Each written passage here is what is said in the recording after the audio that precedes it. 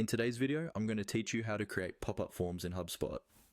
We'll walk through the basic navigation you need inside your HubSpot account so you know exactly where to go to start working with pop-up forms, which are managed through HubSpot's calls to action or CTAs.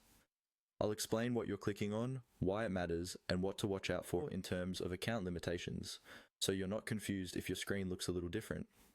First, make sure you're logged into your HubSpot account and that you're on the main dashboard area. From here, you'll usually see a top navigation bar with different tools and options, depending on your subscription. To begin, look for the section that contains your marketing assets and tools. This is typically where HubSpot groups things like forms, landing pages, and CTAs. Now, click on the highlighted option that takes you into the library or tools area where dashboards and other assets live. This highlighted link is your entry point into HubSpot's asset library. Clicking it opens up a more detailed menu or page where you can choose exactly which tool you want to work with. Think of this as moving from the home screen into the toolbox that holds all your marketing components.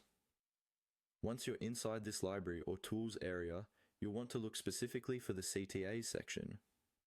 CTAs are HubSpot's way of handling different types of conversion elements, and depending on your subscription and the version of HubSpot you're using, this is where pop-up forms can be created and managed. Next, choose CTAs from the available options. This might appear as a tab, a menu item, or a link in the sidebar. When you click on CTAs, HubSpot will bring you to a dedicated area where you can see existing CTAs, and your own eligible accounts or only create new ones.